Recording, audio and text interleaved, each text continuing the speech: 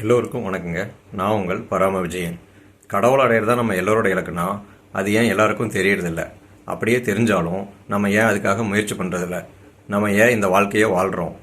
கடவுளை நம்ம எப்போ அடைவோம்? கடவுள் அடைஞ்சவங்களோட நிலை என்ன? இந்த எல்லா கேள்விகளுக்கான பதிலை இந்த வீடியோவில் தெரிஞ்சுக்கலாம். வாங்க வீடியோக்குள்ளே போகலாம்.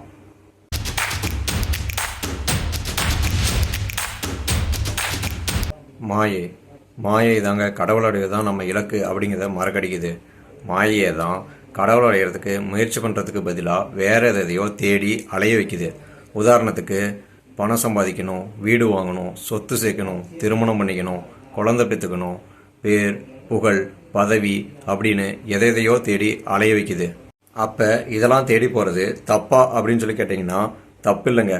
ஆனால் இதுலேயே நின்றுடுறது தான் தப்பு. நமக்கு பக்குவம் வரதுக்கு முன்னாடி இதெல்லாம் தேடி போகிறத நிறுத்த முடியாதுங்க. ஆனால் கடவுள் அடையிறதுக்கு நம்மளான முயற்சியை செய்யணும். மாயைனா உண்மை போலவே தோற்றமளிக்கும், ஆனால் உண்மை கிடையாது.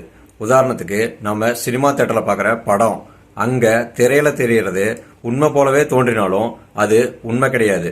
அது போலவே இந்த உலகத்தில் இருக்கிற எல்லா உயிர்களும், ஏன் பிரபஞ்சமுமே உண்மை போலவே தோன்றினாலும் அது உண்மை கிடையாது.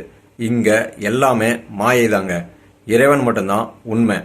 பாபா படத்துல ஒரு பாட்டு வச்சிருப்பாங்க, மாயா மாயா எல்லாம் மாயான்னு மாயை தாங்க சொல்றாங்க.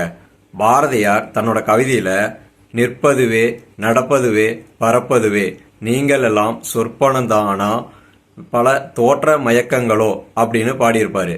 அதாவது நிற்கிற மரங்களே, நடக்கிற உயிரினங்களே, பறக்கிற பறவைகளே, நீங்கள் எல்லாம் வெறும் கனவா அல்லது வெவ்வேறு தோற்றம் கொண்டு என்னை மயக்கும் வடிவங்களா அப்படின்னு கேட்டிருக்காரு. வள்ளலார் நிறுவிய வடலூர் தர்மஞான சபையில பூச நட்சத்திரத்தன்னைக்கு 7 திரைகள் விலக்கி ஜோதி தரிசனம் காட்டுவாங்க. அதுல ஜோதியா இருப்பது இறைவன். அந்த 7 திரைகள் மாயை. ஆமாங்க, மாயை விலகினாதான் நம்மளால இறைவனை காண முடியும். நாம ஏன் இந்த வாழ்க்கையை வாழ்றோம் அப்படின்னு சொல்லி கேட்டீங்கன்னா நம்மளோட கர்ம வினைகளால தான். நம்ம செஞ்ச நல்வினைகள்னால நன்மையும், நம்ம செஞ்ச தீவினைகள்னால தீமையும் ஏற்படுது. இதைத்தான் தீதும் நன்றும் பிறர் தர வாரா அப்படின்னு சொல்லுவாங்க. சமுதாயத்தில் உள்ள ஏற்றத்தாழ்வுகளுக்கு கர்மாவே தான் காரணமா இருக்கு. நாம் செய்யும் செயல்களோட கர்ம வினைகள் பதிவு செய்யப்பட்டு அதற்கேற்ப மீண்டும் மீண்டும் பிறவி உண்டாகுது. கர்மாவனால தாங்க நாம மீண்டும் மீண்டும் பிறவி எடுக்கிறோம். கர்மாவை பத்தி தனியா வீடியோ போடுறேங்க. நாம எப்ப கடவுள் அடைவோம் அப்படின்னு சொல்லி கேட்டீங்கன்னா, எப்ப நம்மளோட கர்ம வினைகள் முற்றிலும் தீருதோ அப்பதான் நம்ம கடவுளை அடைவோம். எப்ப நம்மளோட கர்ம வினைகள் முற்றிலும் தீரும் அப்படின்னு சொல்லி கேட்டீங்கன்னா, முதல்ல நாம புதுசா எந்த கர்ம வினைகளும் உருவாக்க கூடாது. அது நல்வினையாகவும் இருக்கலாம், தீவினையாகவும் இருக்கலாம். நாம ஏற்கனவே உருவாக்கின கர்ம வினைகளை முற்றிலுமா அனுபவிச்சு தீர்க்கணும். அதாவது நம்மளுடைய கர்ம வினைகள் எப்ப 0 ஆகுதோ அப்பதான் நம்மளால கடவுளை அடைய முடியும். கடவுள் அடைஞ்சவங்களுடைய நிலை என்னன்னா, அவங்களுக்கு கஷ்டங்கிறதே கிடையாது. அவங்க எப்போதும் மகிழ்ச்சியா இருப்பாங்க. அவங்களுக்கு மீண்டும் பிறப்புங்கிறது கிடையாது. நாம ஏற்கனவே சொன்ன மாதிரி அவங்க கடவுளாகவே ஆயிடுறாங்க.